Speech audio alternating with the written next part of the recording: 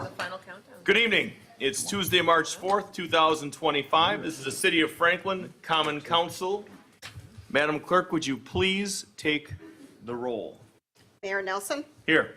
Alderman Pecorelli, Here. Alderwoman Eichman. Here. Alderman Hassan, Here. Alderwoman Day, Here. Alderman Barber, Here. Alderman Craig. Here. Excellent. Please rise for the Pledge of Allegiance. I pledge allegiance to the flag of the United States of America and to the republic for which it stands, one nation, under God, indivisible, with liberty and justice for all.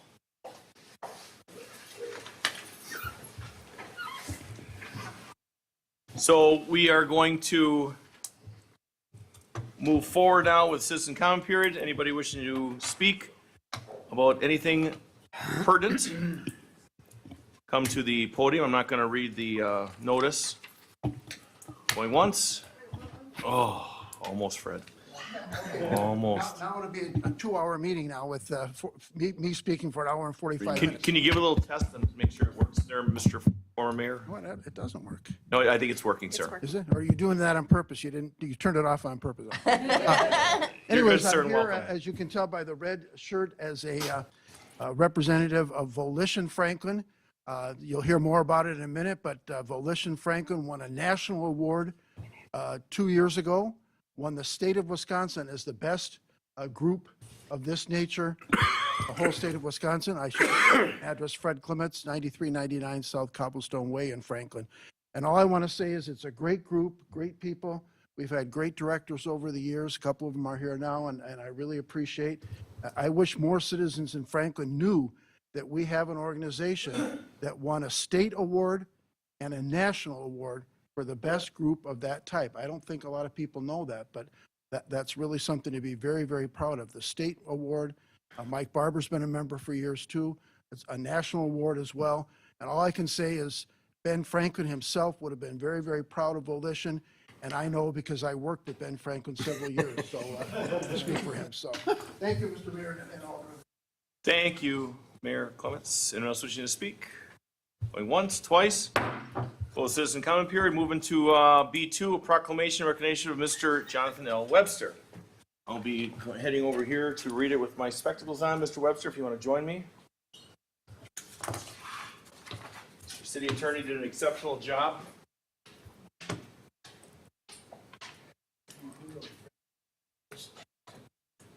Well, in this, John just said that Fred Clements was the one that appointed him, and just wait till I read this.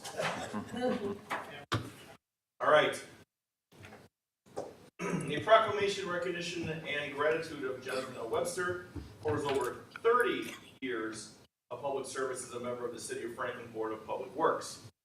Whereas Jonathan L. Webster was appointed to serve as a member of the City of Franklin Board of Public Works by then City Mayor Frederick F. Clements, right there, 3 years ago, which appointment was confirmed by the Common Council on December 3rd, 1991.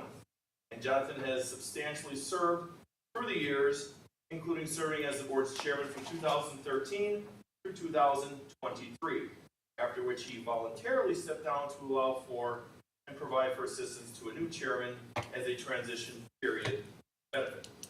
Looking to the future, and then having submitted his resignation from the board on February 1st, 2025. And whereas Jonathan and his wife Patricia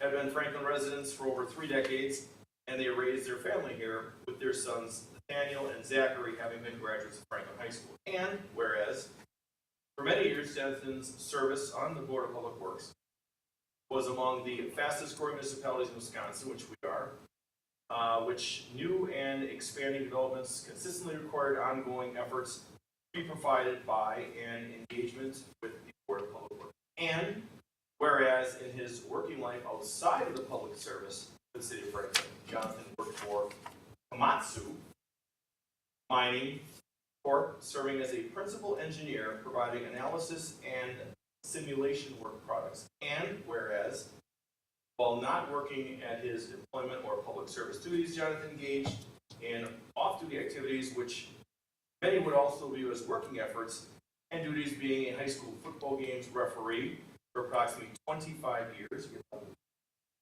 That was a while. And also being a Boy Scout leader in Franklin. And whereas, while Jonathan is preparing to move on to the next chapter of his life, he knows many things of value he has experienced, including the good relationships he has had with the city of Franklin, staff, while working on public works projects through the years, and appreciates the value thereof to the growing community. Whereas, while Jonathan, no, we're gonna go to praise him. You're gonna get emotional.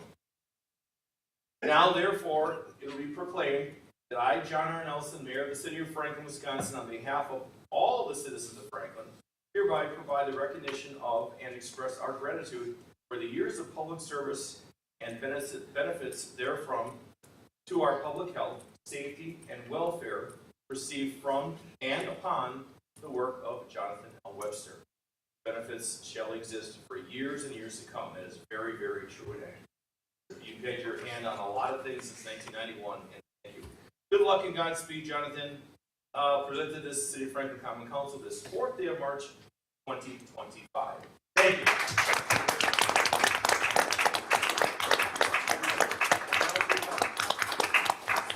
Speech is less than 9 minutes. Well, my speeches are not that long. I think Alderman Hassan can tell you that I'm not a public speaker. I'm an engineer. So therefore, I don't speak much in public. But we have come a long way. You know, the nights of meeting for 2 and 3 and 4 hours, working through flooding, all of those types of problems, roadways and St. Martin's Road and all of these things over the years, it's gotten down to a much more manageable rate. And so those are all good things. When your appointed board can meet less than an hour a month consistently and keep up with their work, that means that, you know, we have met some of that progress over the years. So that's what I would say. Thank you. Thank you again for everything you've done for us.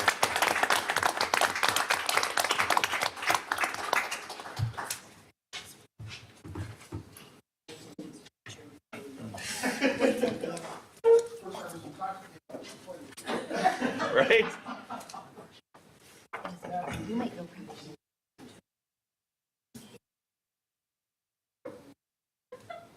So now the second proclamation, if we want to, I could read this with the group. Group would come up, would be great. That'd be item B as in boy 3, proclamation in recognition of Light and Unite Red.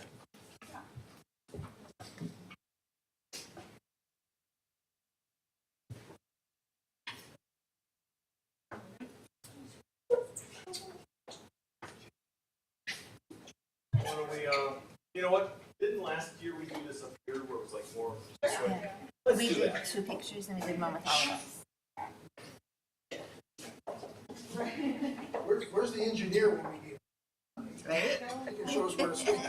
So everybody fall in and get comfortable and I'll start reading it.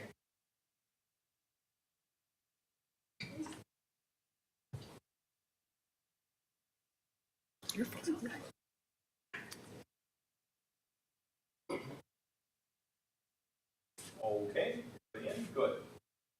So whereas substance misuse prevention coalitions within Milwaukee County work together annually to shine a spotlight on the dangers of substance abuse, misuse, and the importance of mental health promotion during Light and Unite Red Week. And whereas Light and Unite Red Week will be March 17th, March 23rd, 2025. Whereas one of the Milwaukee County community groups partnering in this event is Volition Franklin. And whereas Milwaukee County Overdose Board estimates there were over 450 drug overdose deaths in Milwaukee County in 2024. And whereas Franklin is not immune to substance misuse, as evident by local data. And whereas awareness, knowledge, and community support serve as a protective factors against the misuse of alcohol and other drugs, and local leaders in government, schools, businesses, and citizens have the opportunity to participate in Light and Unite Red Week. And Whereas community members are urged to participate in light and Unite Red activities and use the color red as a way of symbolizing local efforts to prevent substance misuse and promote mental health awareness. And whereas Coalition Franklin will be engaging the community in awareness-raising activities and events throughout the city during Light and Unite Week. And whereas continued commitment to alcohol, tobacco, and other drug education and prevention are imperative. Now, therefore, it proclaimed that I, John R. Nelson, Mayor of the City of Franklin, Wisconsin, on behalf of all the citizens of Franklin, hereby declare the week of March 17th, March 23rd, 2025, to be Light and Unite Red Week in the city, and ask all citizens and businesses to join me in recognizing this week. Presented by the City of Franklin Common Council this 4th day of March 2025. Well done.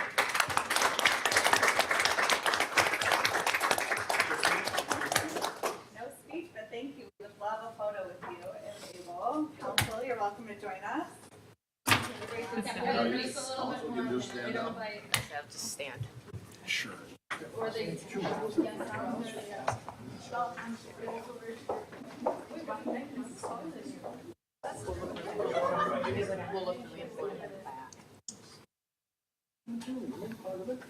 Hold on, everybody being able to.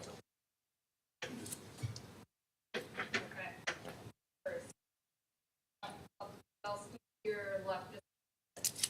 There you go. 1, 2.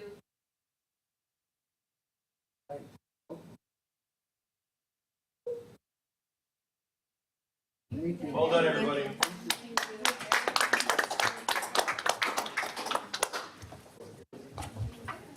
Here for the long haul tonight. Thank you for telling me. Oh, it's now 7:30, not 8. Oh? Because the peanut gallery's been shown. Yes. All right. Do we have to? Maybe I'll suddenly find some questions. Right? Oh, if that's the case, What's your cell phone number? you got a lot to talk about. Congratulations. What's your cell phone number? I'll text you those pictures. 414-559-8532. Wonderful. Thank you for everything. I appreciate it.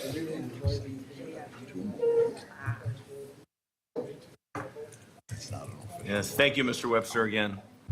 All right, moving forward, item C as in Charles, approve of the minutes, regular common council meeting of February 19th, 2025. Is there a motion? Still move.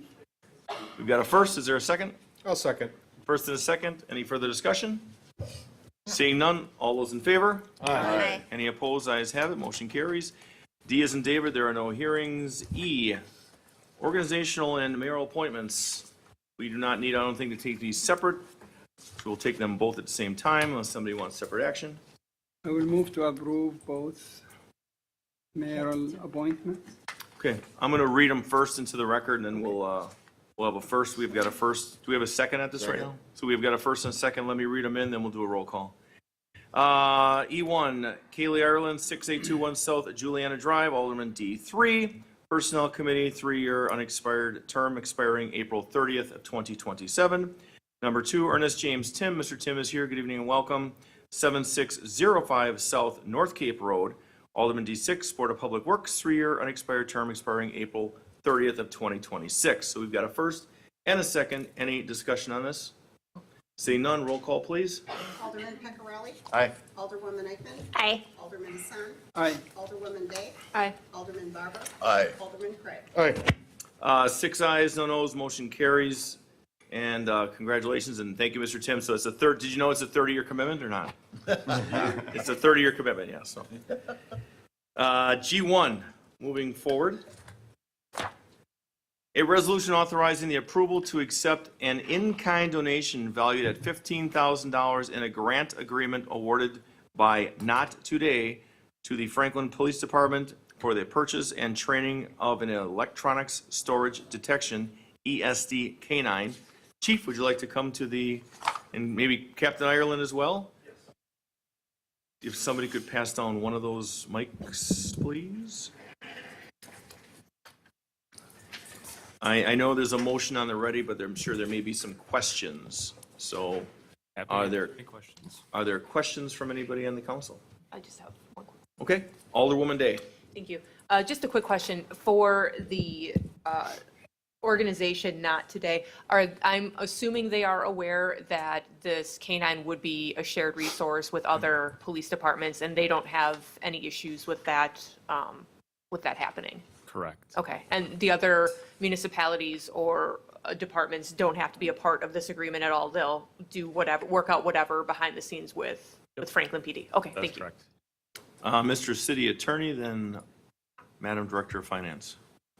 Captain, did you inquire of them about jurisdiction? Yeah, that's where they want the remedies to take place, in the courts of Indiana, so. Okay, thank you. Jurisdiction, in case there's something that comes, would be, but considering. See it best. Okay, Madam Director of Finance? The only two questions I had was, one, is this going to be paid in 2025? Yes. Yes, and then as far as reimbursement, are we getting the grant funding up front and then paying for the costs, or paying for the costs and being reimbursed after? They are essentially paying the cost for the K-9 and then the training for the K-9 as well. So they do it through Jordan Detection K-9. Oh, okay. They have a partnership with them. Okay, awesome, thank you. Any further discussion? Like to entertain a motion? I'll make the motion. Second. We have a first and a second. We'll do roll call, please. Alderman Craig. Aye. Alderman Barber. Aye. Alderwoman Day. Aye. Alderman Hassan. Aye. Alderwoman Eichman. Aye. Alderman Piccarelli. Aye. 6 ayes, no noes, motion carries. Thank you. Well done, thank you. A resolution authorizing Franklin Health Department and Volition Franklin to apply for the Substance Abuse and Mental Health Services Sober Truth in Preventing Underage Drinking Act grant. So move. Second? We've got a first and a second. Any further discussion? Yes, See- I have a comment. I'm sorry? I have a comment. Okay, Alderman Hassan, you've got the floor. Thank you. I fully support the motion to adopt this resolution authorizing our Health Department and Volition Franklin to apply for the Substance Abuse and Mental Health Services Sober Truth on Preventing Underage Drinking Act. This grant is crucial opportunity for our community to address pressing issue of the underage drinking and substance abuse. That's my comment. Excellent comment, sir. So we had a first and a second. That was our additional comments. Roll call, please. Alderman Piccarelli. Aye. Alderwoman Eichman. Aye. Alderman Hassan. Aye. Alderwoman Day. Aye. Alderman Barber. Aye. Alderman Craig. Aye. 6 ayes, no noes, motion carries. Item G3. We also prepared just 1 to 3 minutes of quick slides here. I'm Lauren with the Health Department, joined by Megan with Volition Franklin. I tried to go over it, but okay. All But right. you're going to have a very brief. We will be brief. We thought it'd be a nice moment to give a little bit more context about Volition Franklin and how they're embedded in the health department, as well as the work that the coalition has been doing over the past 10 years with the health, 9 years with the health department and 10 years as FAPSU Volition Franklin and 15 years in the Franklin community. So I'm going to hand it over to Megan to go through some of this, and we'll interject as necessary, but feel free to ask any questions you have that come up. But we'll start with the timeline. Yeah, so just kind of wanted to create a small timeline, not a fully exhaustive list, but this is just highlighting some of the work that Volition has done while being in the community for 15 years. So we originally started out as FAPSU, Franklin Area Parents and Students United, rebranded as Volition Franklin, and really started to set down roots in the community, work with partners, began conducting alcohol compliance checks, and that was with help from the Franklin Police Department. As you guys know, in 2018, the indoor tobacco vaping ordinance passed in Franklin, and that was a really big lift from our youth in Franklin, wanting that, doing the work for it, bringing it to council, and getting that approved through the Common Council. So we've gone through 2 years of DFC two funding cycles of DFC. We're currently in fiscal year 9 of our 10-year funding cycle, and have had some really great accomplishments over the years. Recently, we have had a few awards, such as becoming a Blue Ribbon Coalition, which is a national recognition that we'll talk about in just a minute. But we have a lot of great partners that we work with. We've brought in over $1 million to the community directly through the funding provided to us through drug-free communities, and also the in-kind work that we receive from our partners as well. Our work in DFC is really encouraging healthy lifestyles, giving people the knowledge to make their own decisions in a healthy way, especially youth, regarding alcohol, tobacco, and other drugs. And our focus has really been on increasing that community collaboration, reducing youth substance misuse in our community. And we're preventing those through a multitude of strategies, providing information, enhancing skills, enhancing access, reducing barriers, changing consequences, modifying, changing policies, providing support, and changing physical design. In 2023, like I said, we received the Blue Ribbon Coalition Award, and this was recognition for the work that has shown through outcomes of reduction in youth substance use. In partnership with the Franklin School District, we received data, and that's really been wonderful for us to use, and we can tell that our work that we are doing is having some great results. With that, it was the 25th anniversary of the Drug-Free Communities program, so we were invited to tour the White House, visit the Office of National Drug Control Policy, and kind of get to know them in Washington, D.C., and get some photo opportunities and bring a youth student with us to really highlight the work that Volition Franklin has been doing in the community. In 2023, we also received an award from the Department of Health Services for Protecting the Pond Outstanding Substance Use Prevention Coalition Award.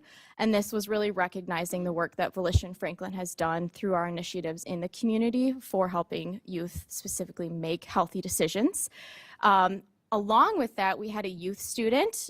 She was actually just here, so I should have had her stay. However, Zyra won an award through the DHS additionally for being a leader in the next generation. So the work that she herself has done at the high school, educating her peers, was recognized by the state as well. And very recently in 2025, the Franklin School District recognized us as a friend of Franklin, and we received an award there and were recognized, had coalition members present for the work that we've done with the school district in the community as well. Some of the data that we track, these were the results that were shown proven that led to our Blue Ribbon Coalition Award. So we are measuring prevalence of use, past 30-day use, perception of risk, perception of parental disapproval, and perception of peer disapproval with our Franklin students. So we were able to see that we had reduction in past 30-day use, an increase in perception of parental disapproval, so parents who kids knowing that their parents would disapprove of them using alcohol, reduction in past 30-day binge drinking rates, and a reduction of students having at least one drink in their life. So these are really great measures for us to be able to track and see. Also, just a short list of partners that we've worked with across the 15 years. There's, I'm sure, a lot more logos that we couldn't fit on the page, and so we are very proud of the work that we've done, grateful for the partnerships that we've made, and we'll hopefully just continue to grow and make more. Thank you, Megan. And Ellen as well is joining us. She was a former coalition coordinator and now public health strategist with our department. Shannon with the fire department's an active member, and we're just incredibly proud of the work being done and approaching year 10. We're in year 9 right now of our DFC grant. It's really critical for us to have these conversations about how we can continue to sustain. So thank you for looking at the grant opportunity today, and thank you for listening to our presentation. Thank you. Well, thank you. Any other comments from the council at this point? Thank you for all of your hard work. Greatly Yes, appreciate it. absolutely. Thank you. Well done. Okay, moving forward, item G3, temporary street closure request in conjunction with the June 7, 2025 Franklin Bike Rodeo. Motion to approve. So we got a first by Alderwoman Eichman, seconded by Alderman Hassan. Any further discussion? Seeing none, all those in favor? Aye. Any opposed? Ayes have it, motion carries. You guys? Thank you. G4, resolution for acceptance of a storm water facilities maintenance agreement and stormwater management access easement at 9767 South 27th Street, Seasons at Franklin, tax key number 902 9001-000. I make the motion to approve. I'll second. We have a first and a second by Alderman Day. Further discussion? Seeing none, all is in favor? Aye. Any Aye. opposed? Ayes have it, motion carries. G5, the IT director, welcome, sir, will give an oral report of the failed Office 365 migration project and recommendations for project relaunch. Director Metelsky, good evening and welcome. Keep PowerPoint.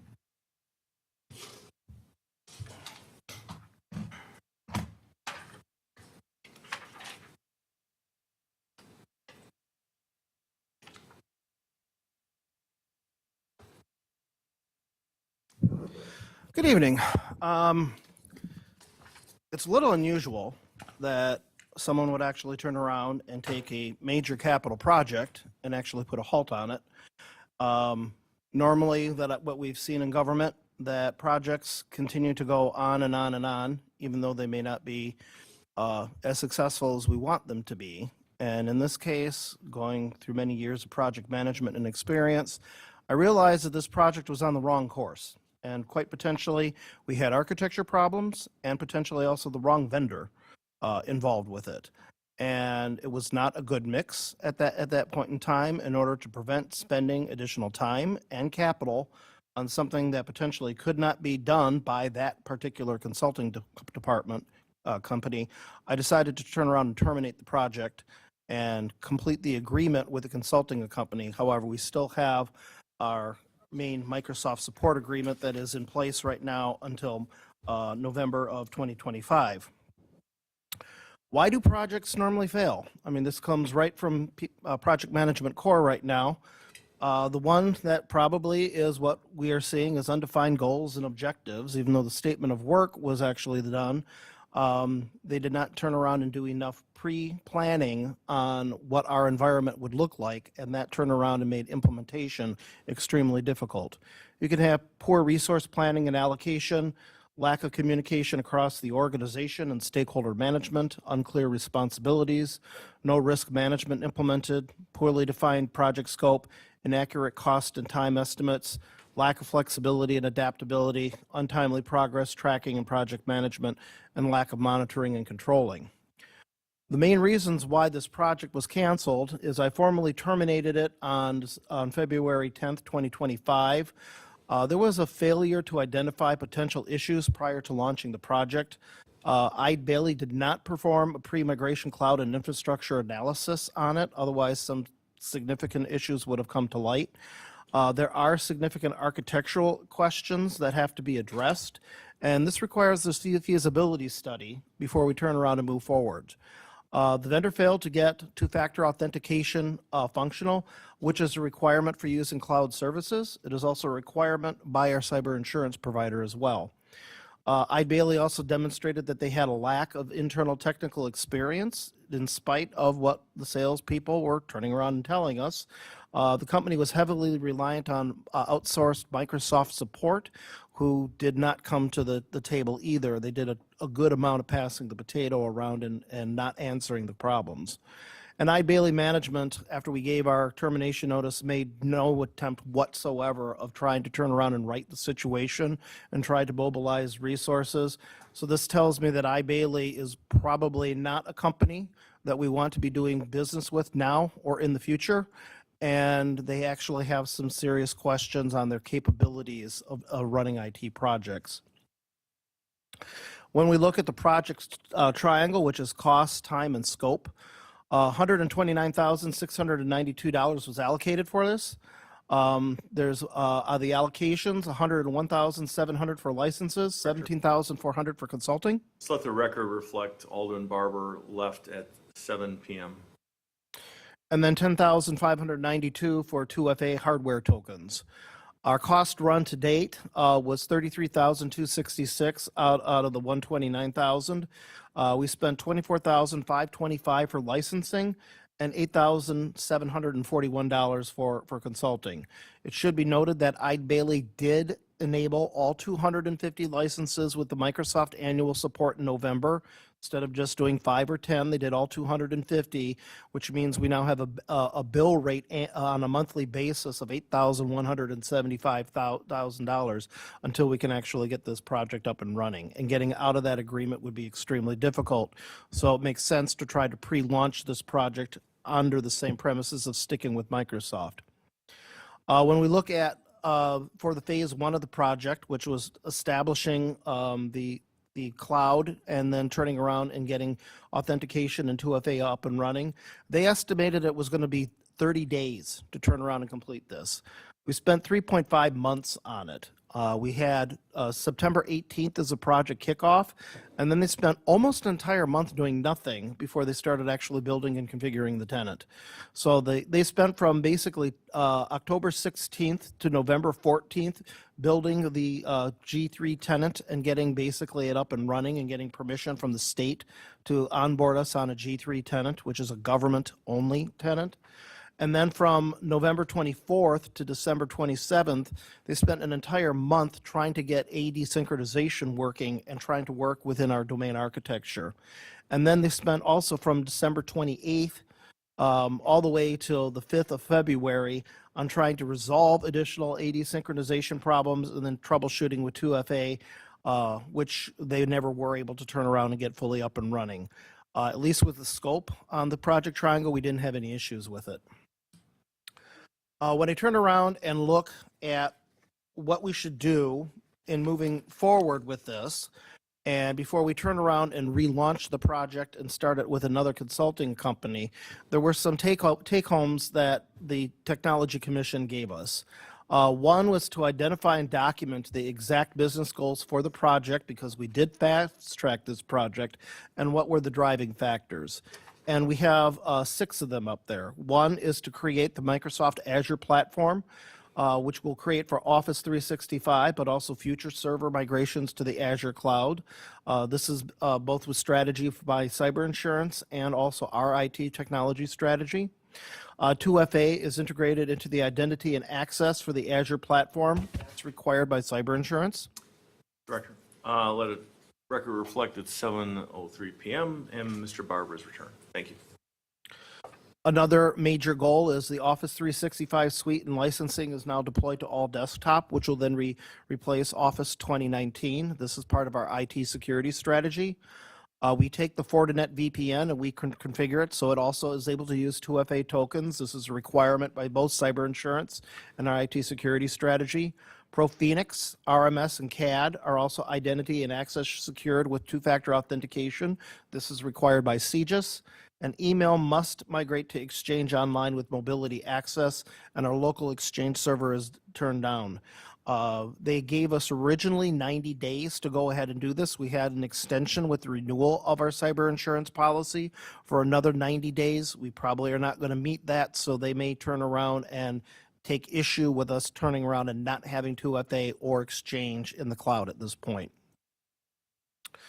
What are some of the technology hurdles that we have to turn around and deal with at this point? One, we have a short-term and long-term problem with our namespaces. Our internal namespace is ci.franklin.wi.us. Our external namespace or name is franklinwi.gov. Microsoft requires, and we did not know this at onboarding because they did not turn around and actually do the pre-study before we started moving in with the project. So what are the pros and cons of having that, both for the long term and the short term? And can we mitigate that problem where the names are different, or can we turn around and migrate over to another domain? What are our options for turning around and doing that? What are the long-term concerns about being hosted on a G3 tenant, both the advantages and constraints? We are running into problems with authenticating with the YubiKeys to the G3 tenant. We're getting it confirmed that the G3 tenant does support that level of 2FA. Is YubiKey the correct choice for 2FA for our existing architecture?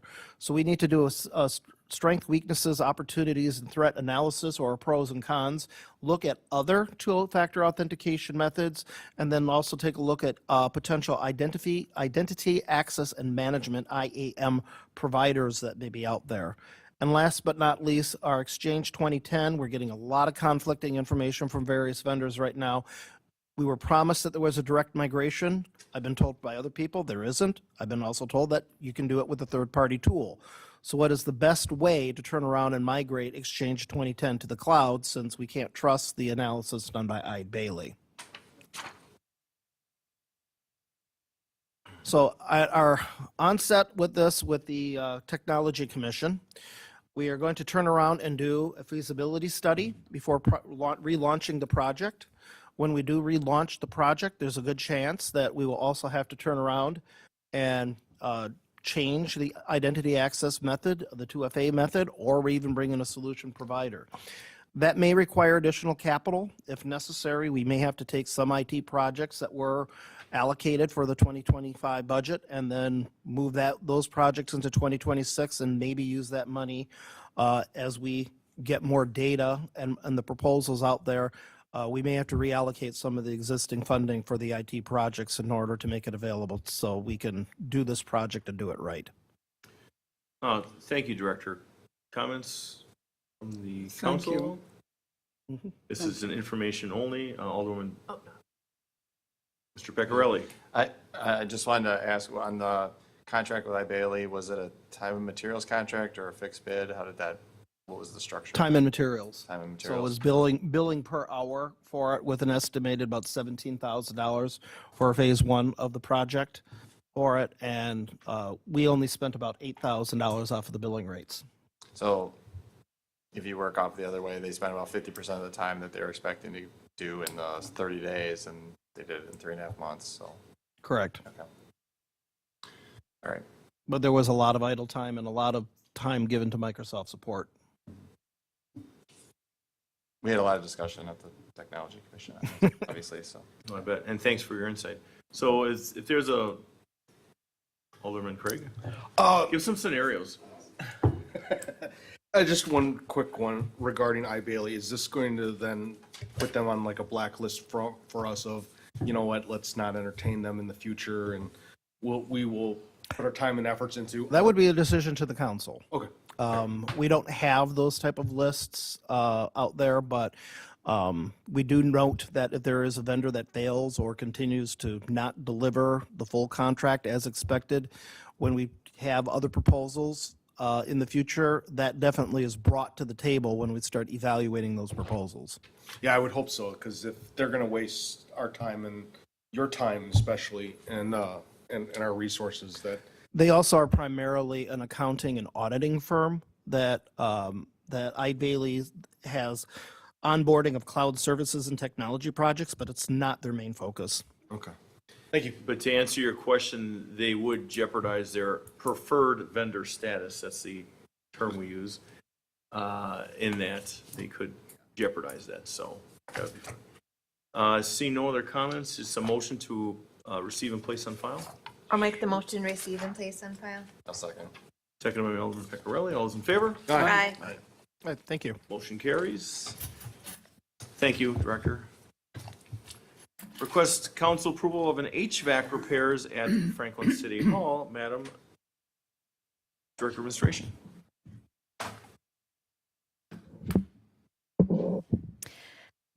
So we have had our HVAC system failing multiple times. We've had it where the heating component was failing and the offices, in particular upstairs and in the front, were not receiving heat. Our repair technician did a thorough job of assessing the situation and has provided us with a quote for basically taking care of the repairs for the city. And I'm here to ask that we receive approval so we can go forward and have this fixed. Okay, thank you. We have Alderwoman Eichmann and Alderman Hassan. And Thank you, Alderman Mayor. Peccarelli. Kelly, with these repairs being needed, was this the cause of the fire department coming to City Hall on a few occasions? Yes, it was for one, for sure. Yeah. Yep. So, yeah, in addition to the repairs, the problem with not receiving heat adequately to various areas of City Hall. It's also created some problems with fire department calls. Thank you. Welcome. Alderman Hassan? Yeah, just, Zim Heating and Cooling, are these the technicians that work for the city or? Yeah, they work with us. They've done a substantial amount of HVAC work for the city in various departments. Okay, so I will move to approve this motion then. Okay, we got a few more comments, but do we have a first? Is there a second? Second by Mr. Barber. Continuing further discussion, Mr. Pecorelli, then Alderwoman Day.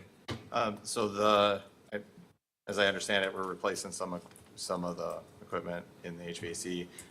What's the current life of it? And then by doing this, what does that kind of set us for going forward? I actually do not know what the current life is of it. I believe in talking with our maintenance director that the system was replaced, I want to say in 2018 or 19. And we've had a number of issues with these components since then. So we haven't replaced this will be the first time we're replacing the components. We've been trying to kind of correct them. Okay. All right. Alderwoman Day? Thank you. That kind of stole a little bit of my thunder. I was here when this was being worked on in 2019. So my question was, is this part of that was replaced then, or is this the part that was not done, or just, kind of, and what, if any, was there any warranty if it's part of the things that were replaced in 2019? Yeah, so it is, I believe, part of the 2019 replacement. I do not know what the warranty is, if there is one. I just know that this has been an ongoing issue since Almost it was, yes. Thank you. Alderman Barber, then Alderman Craig.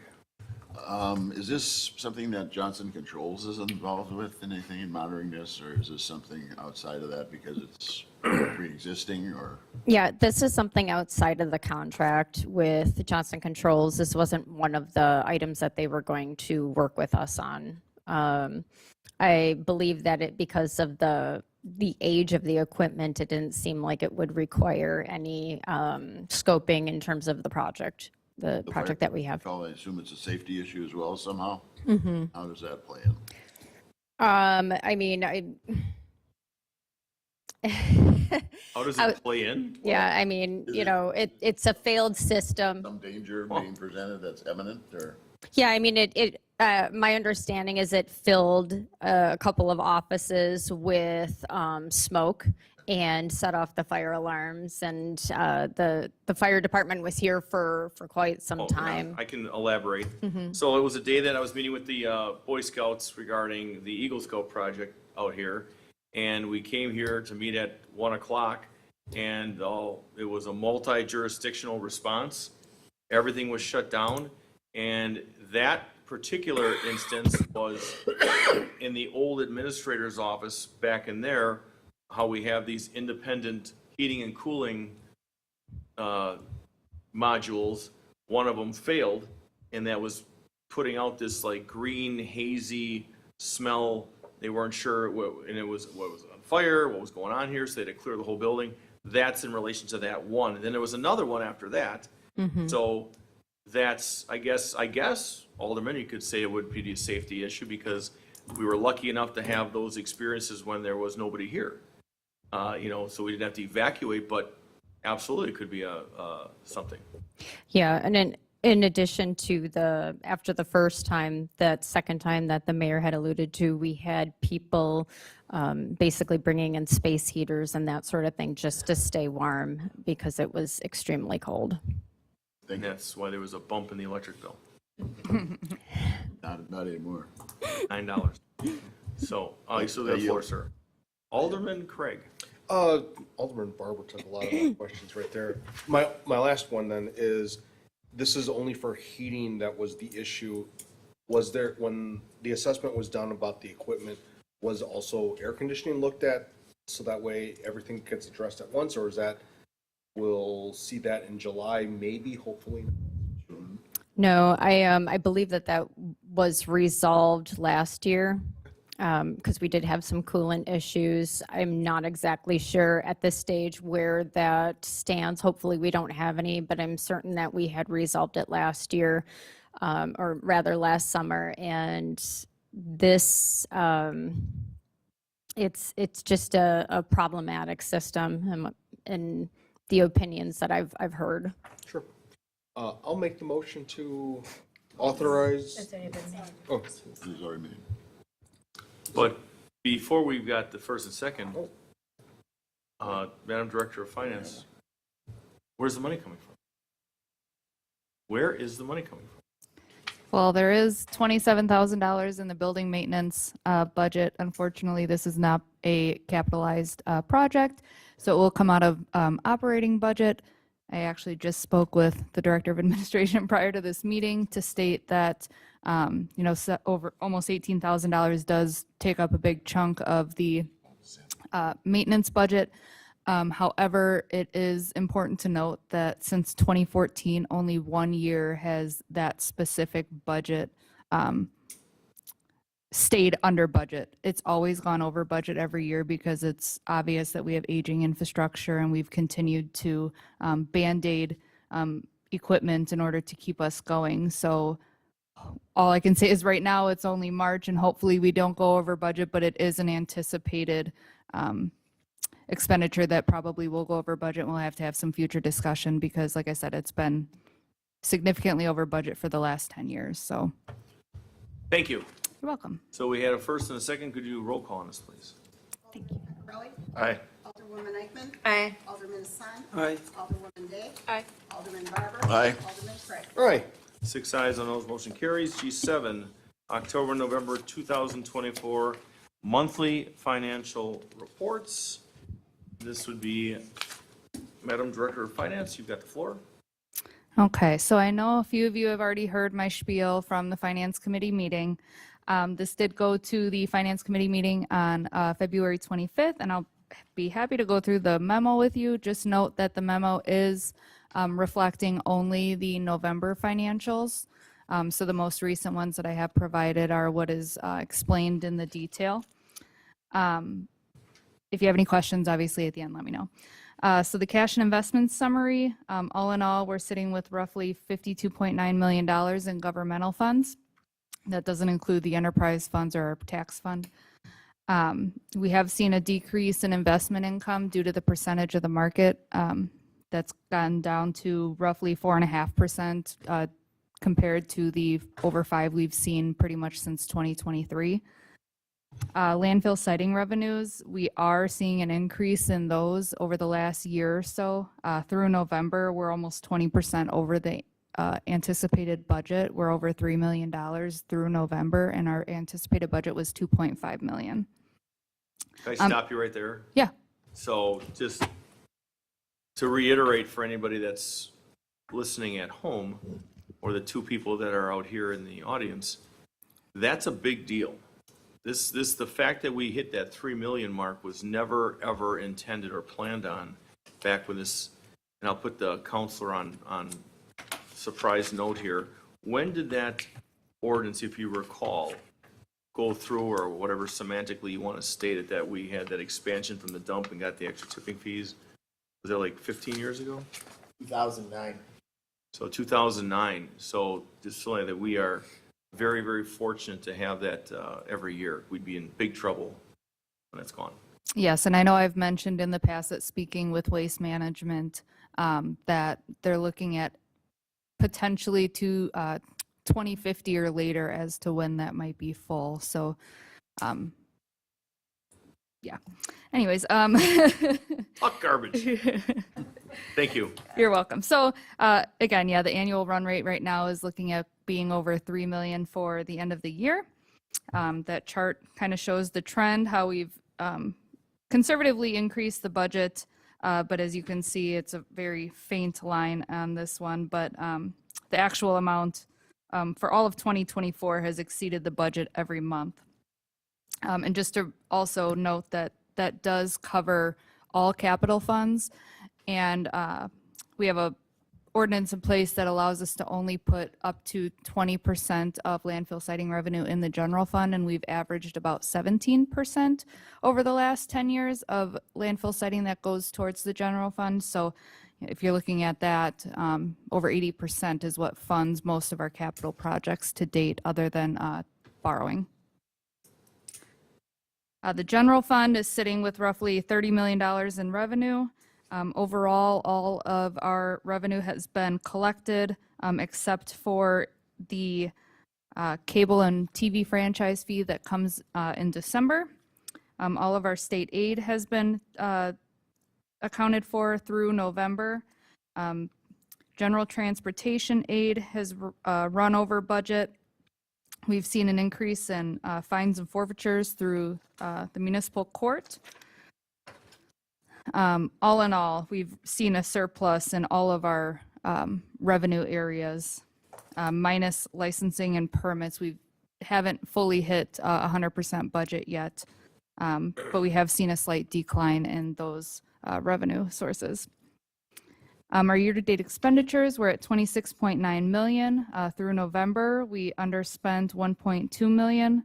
It's hard to anticipate what the end of the year is going to look like, but preliminary results that I've been running show that we're going to still be roughly around $1 million with a surplus at the end of 2024. Almost all departments have a surplus in their overall budget through November and through December. There was only 2 departments that I noted that was slightly over budget in some areas, but nothing significant. All debt service payments have been made. We pay those in March and September. There's no significant changes in the TIDs. All TIDs have received their increment in the January tax settlement. All the shortfalls for the 2023 tax year have been collected through November. The American Rescue Plan. Diane, question? Go ahead, yeah. On TID 5, the last sentence, or second to last sentence, there has been minimal discussion regarding future development within TID 5 to help minimize the risk of shortfall payments and increase in the total tax income. Where would that discussion take place? At what level, and how do we need to look at that kind of a discussion? It's a note here, that's why I was just... Yeah, I think that's just a note to say that we have, I believe, 13 years left on the TID, and with no further development, that TID will see a shortfall through the life of the TID through 2037. And so if the city of Franklin and TID 5 doesn't come to the table and have further discussion, that TID is not going to succeed, and we're not going to have that increment to pay off the rest of the remaining outstanding debt that we have, and or have any additional at the end. How might those discussions take place? Well, you can start with the economic development director, who reaches out for further development of the city. It could be developers coming to the table saying that they want to develop in any of that outstanding land that is out there. And to add to that, yes, there's other ways, whether it's going to be expanded a little bit because there are other lands that are being looked at to be part of that development. So it's not gone unnoticed, and as these come in, we will be presenting them. But that's for right now. What she's giving you today is exactly the accurate numbers and concerns today, even though there's things in the hopper that just haven't come forward yet.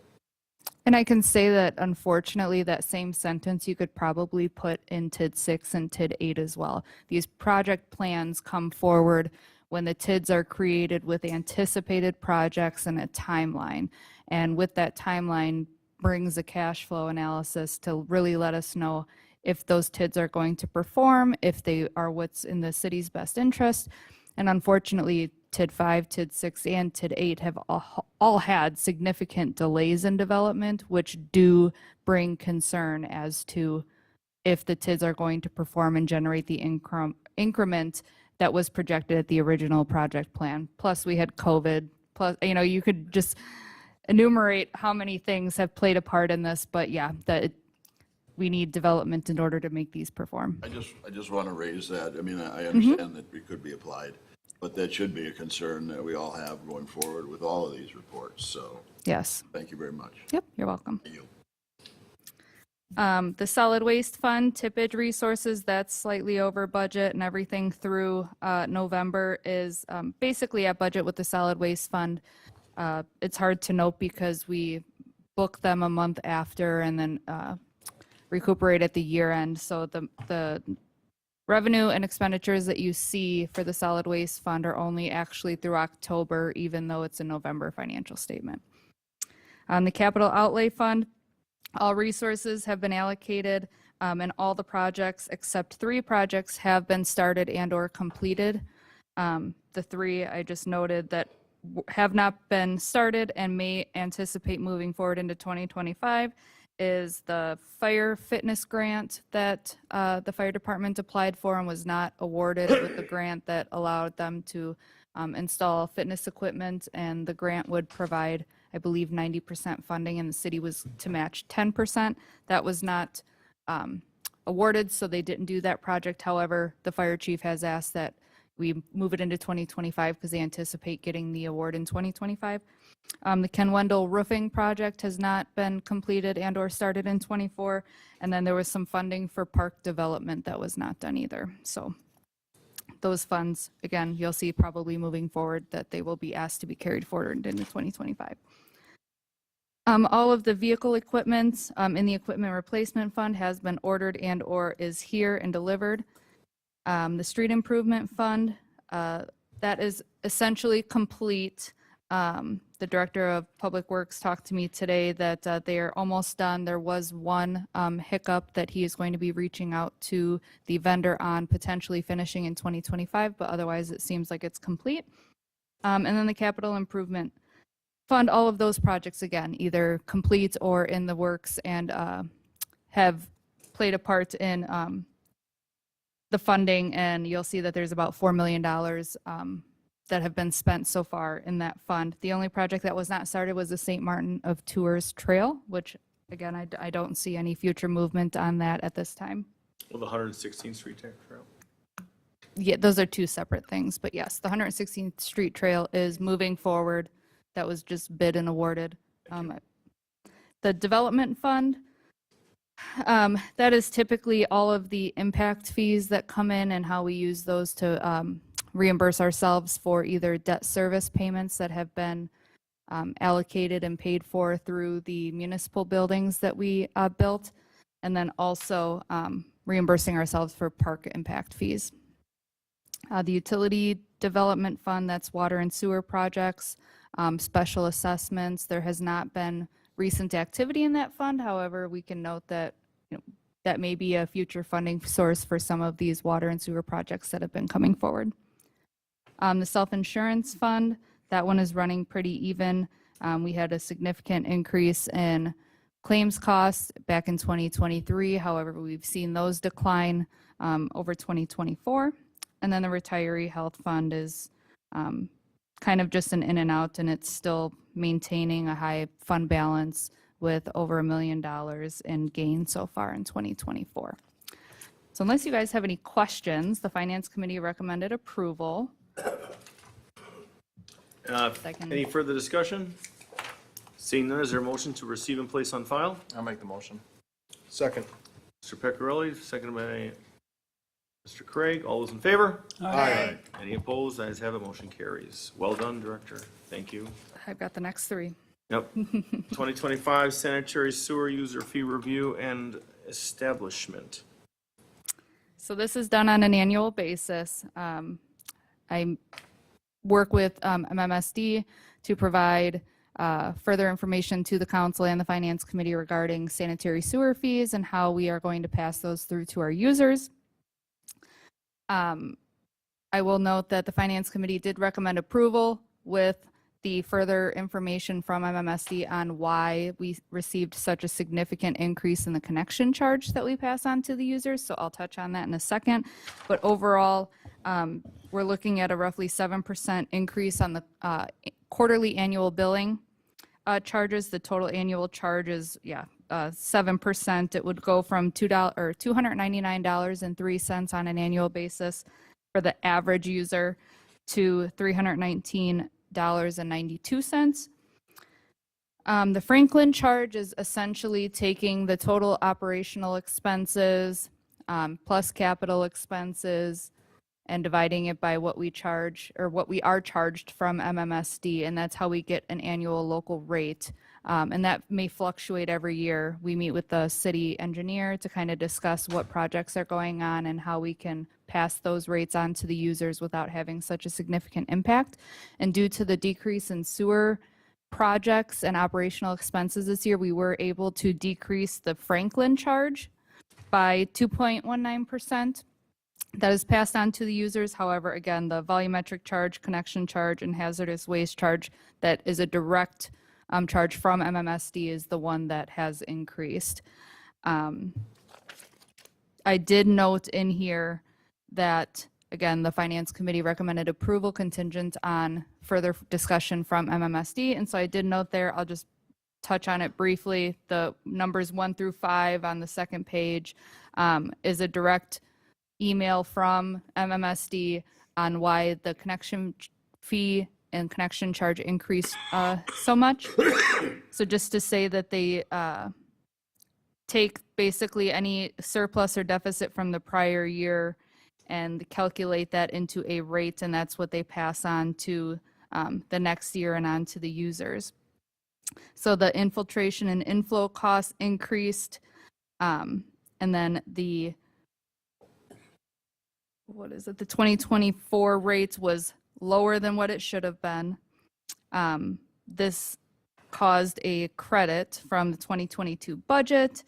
The connection charge had a deficit applied from 2023 that they passed on. That was over $2.2 million.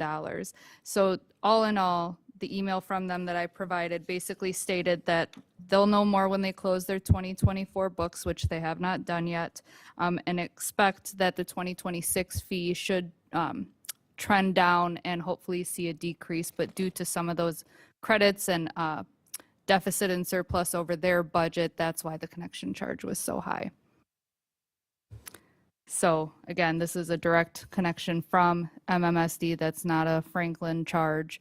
The Franklin charge has gone down, but the quarterly billing rate has gone up due to the MMSD increase. And I just ask that you approve this sewer rate so that we can get those on the March bills.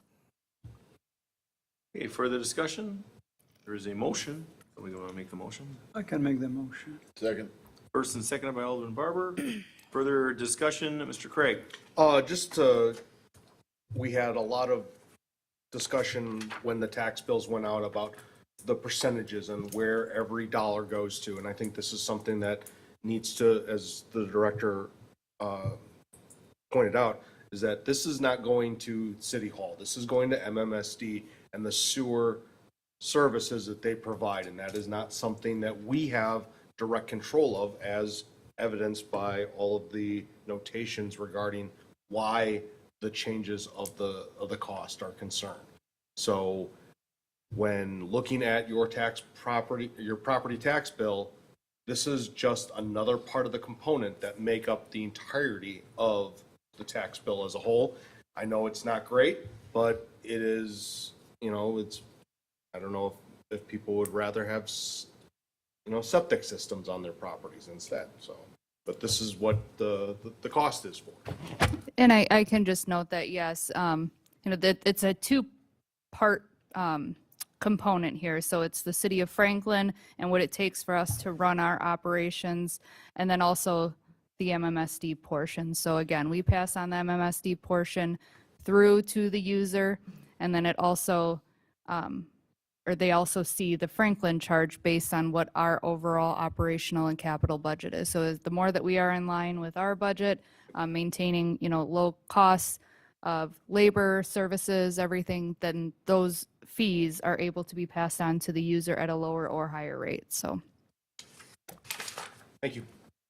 Thank you. We'll probably look at putting something on the city's page on this, because we'll get questions. I mean, 7% is pretty substantial rate increase. Why don't we do that? So now we got a first and second. There is a motion. All those in favor? Aye. Any opposed? Ayes have it. Motion carries. Now we're going to, hold on here. G9, an ordinance to amend ordinance 2024-2649, ordinance adopting the 2025 annual budget for the general fund, capital outlay, and capital improvement fund for fiscal year 2025 to approve budget encumbrances from the 2024 budget as amendments to the 2025 budget. This will be a roll call vote. Madam Director of Finance. Yep, so this is something that we do annually. This is a search for encumbrances through our purchase order system. These are contracts and or purchase orders that our department heads have entered into and have not completely fulfilled in the prior year, and they ask that these be carried forward for completion in the future year. We have to do a budget amendment to include those in the budget. So there's no fiscal impact as the money was already budgeted and encumbered in ́24. We just have to do this proper procedure to put it in the '25 budget. Move to approve. I second. First and second, roll call, please. Alderman Craig. Aye. Alderman Barber. Aye. Alderwoman Day. Aye. Alderman Hassan. Aye. Alderwoman Eichman. Aye. Alderman Peccarelli. Aye. 6 ayes, no noes, motion carries. Moving on to G10, update on the 2025 tax collection process. Madam Director of Finance. So I wanted to bring this forward because I know we've had a crazy last couple of years with tax bills, assessments, tax rates, and what have you. So I don't believe I did this last year for the council. I know I did it for the finance committee, but again, I wanted to bring this forward to hopefully address any concerns that have been brought forward, at least to what my capacity is. I'm not the city assessor, but I do have some knowledge about what they have done, so I'd be happy to answer any questions, but I'll just go through this briefly. It's a pretty detailed memo that I put together, so again, if you have any questions, let me know. So there was 3 major concerns that I recognized when either A, putting the tax bills together, trying to calculate taxes, and or have now received hundreds and hundreds of phone calls regarding concerns.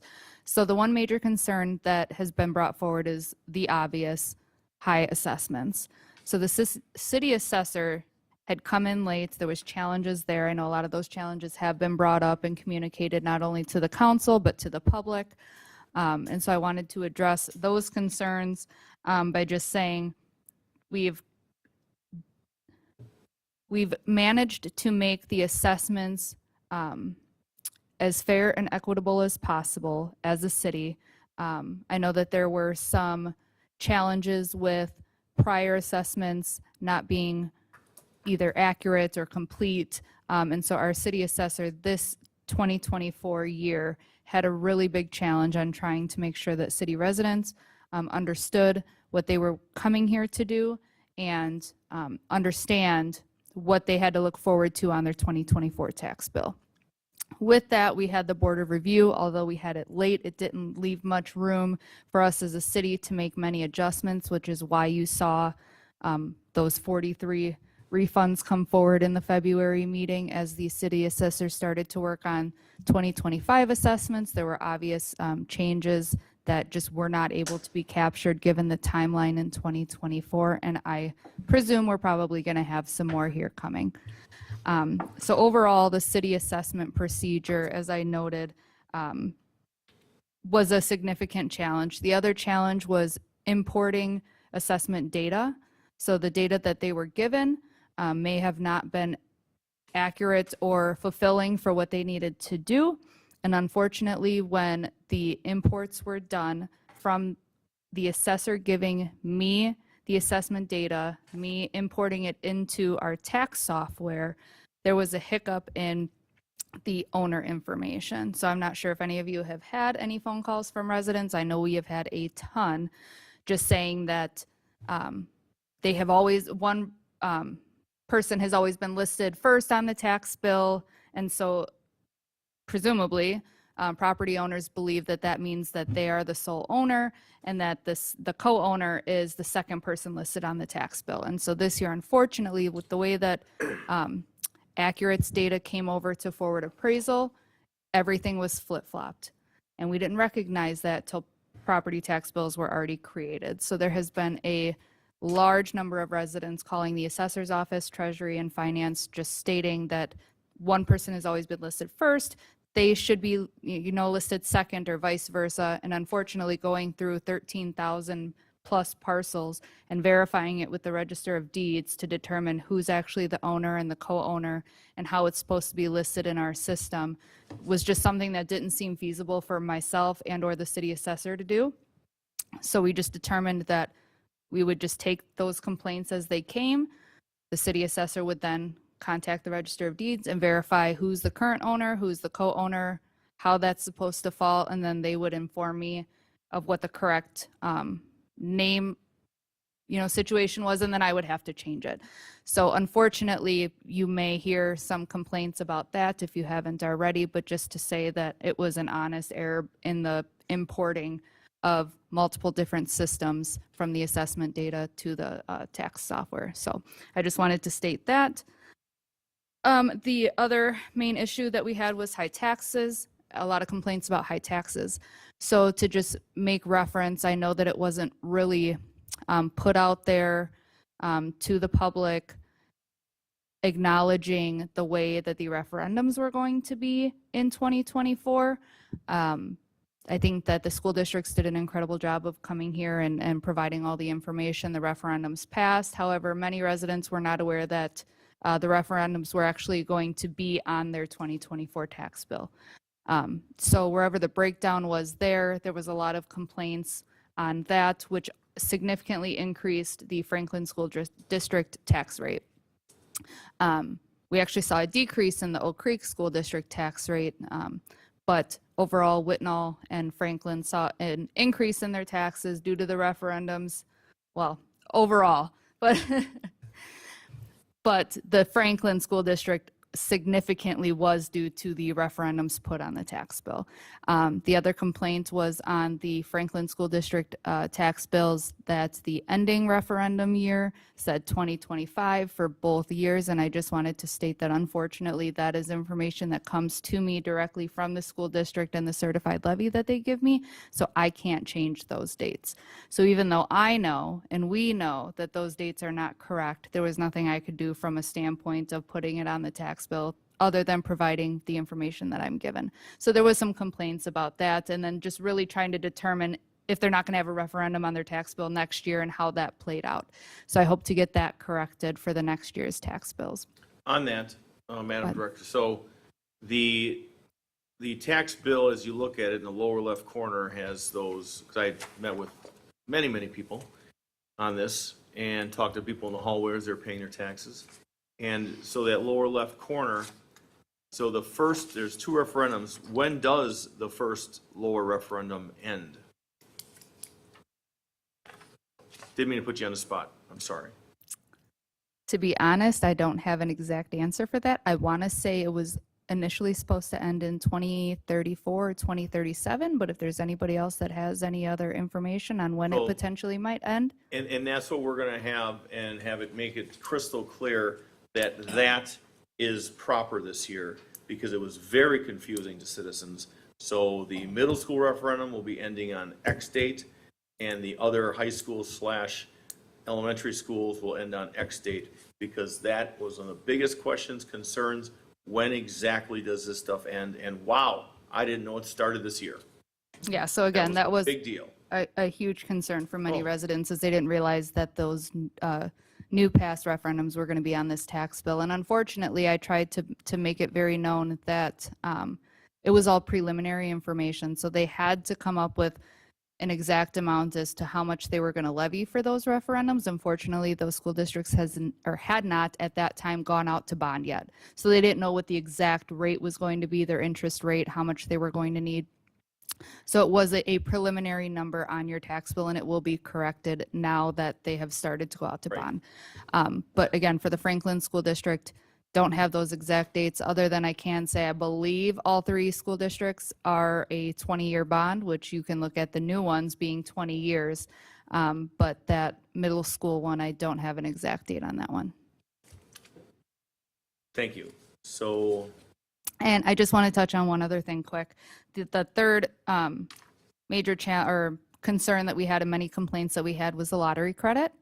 I will say that I did put on the website front and center on the first page, so residents did not have to go looking for it, that last year, 2024, you were able to start applying for the lottery credit online. So the Department of Revenue has gone up to speed, and with the technology now you can say, so you can apply online. Residents don't have to come in and apply in person anymore.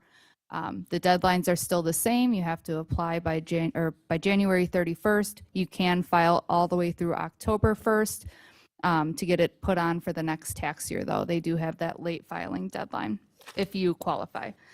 But with that, again, we had many calls and complaints as to residents saying that they did not get the lottery credit on their tax bill, and they have been a Franklin resident for many years. I just want to make it clear that the city does an exceptional job of making sure that residents are aware of the lottery and gaming credit that can be applied if eligible to your tax bill. It's in the newsletter, it's on the website. We put it specifically in the property tax bill when you receive that. It's on the website. This year we did put a big stop sign out in front I was of. gonna say, what was the most effective thing you Yep, did? putting a big stop sign out in front of the Treasury office saying, please ask about your lottery and gaming credit. I will say prior it was on the bulletin board and most people probably didn't recognize it, but having that stop sign right there at the beginning of the line did increase the amount of applications that we did receive, as well as the amount of applications that we saw online. So I did just put on the memo here that, you can see we received 97, I believe, applications online this last year, and we saw almost 200 applicants increase from 2023 to 2024. So we're trying to capture everybody that we can and verifying that you are eligible. And just going forward, please know that if you are a resident, you've been a resident since January 1st, and that is your primary residence, you don't claim any other property as your primary residence, you are eligible. So please submit those applications. We receive them from the Department of Revenue on a pretty much weekly basis if they are applied online.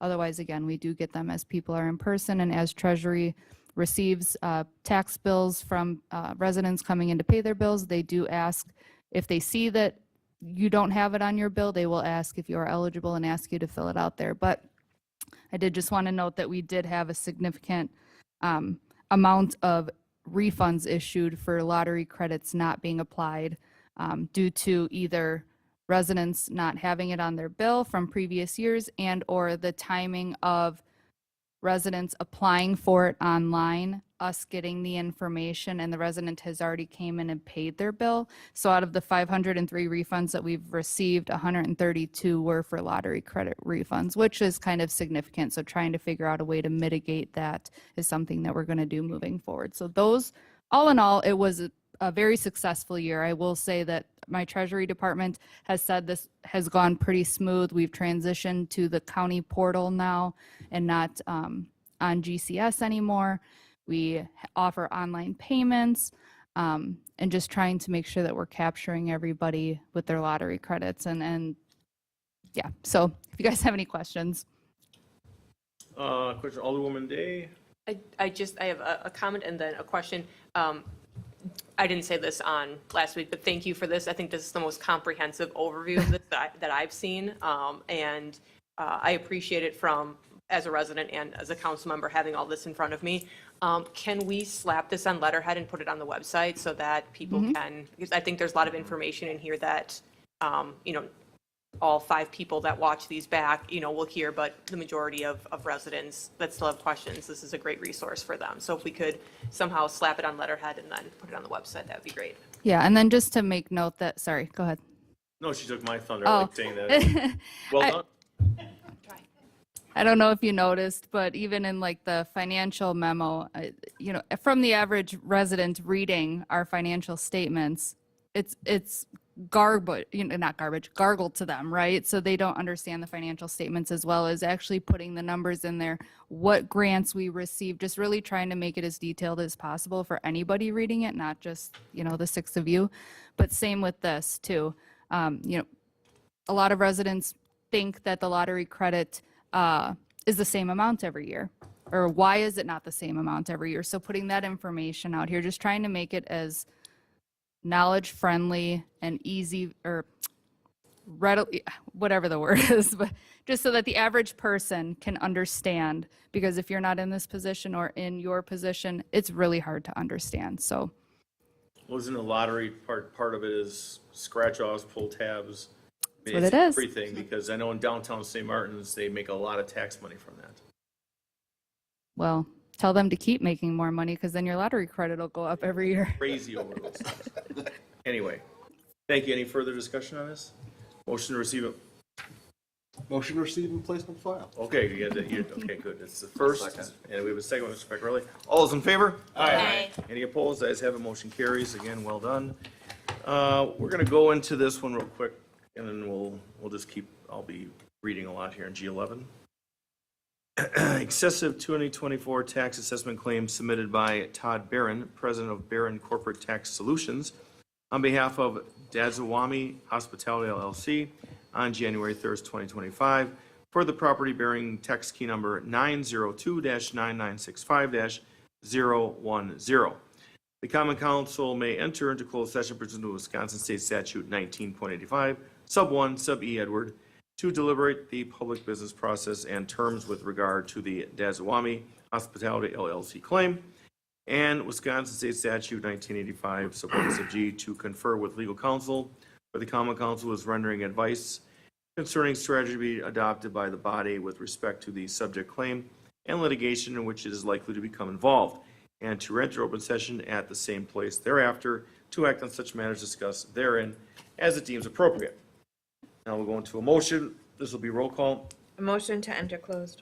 I'm going to read the whole motion. A motion to enter closed session pursuant to Wisconsin State Statute 1985, Sub 1, Sub E, Edward, to deliberate the public business process and terms with regard to the Dazawami Hospitality LLC claim, and Wisconsin State Statute 1985, Sub 1, Sub G, to confer with legal counsel for the Common Council who is rendering advice concerning strategy to be adopted by the body with respect to the subject claim and litigation in which it is likely to become involved, and to re-enter open session at the same place thereafter to act on such matters discussed therein as deemed appropriate. We've got a first. Second. We got a second by Alderman Hassan. Roll call, please. Alderman Pecorelli? Aye. Alderwoman Eichman? Aye. Alderman Hassan? Aye. Alderwoman Day? Aye. Alderman Barber? Aye. Alderman Craig? Aye. Six. You get aggressive here. All right, it is 8 p.m. We are back in open session. City of Franklin Common Council, is there a motion to proceed as discussed in closed session?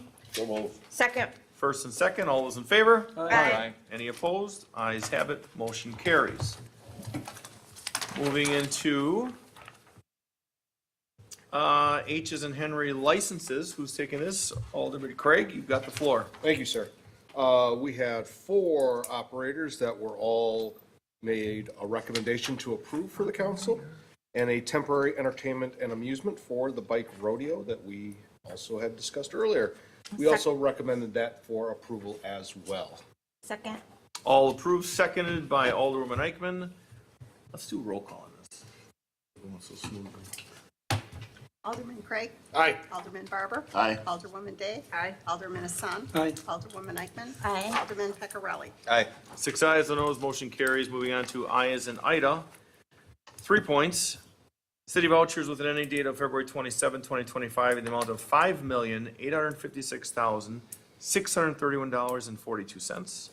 Point 2, payroll dated February 21st, 2025 in the amount of $479,322.27, and the payments of the various payroll deductions in the amount of $557,832.55 plus city matching payments. And point 3, estimated payroll dated March 7th, 2025 in the amount of $487,000 and payments of the various payroll deductions in the amount of $260,000 plus city matching payments.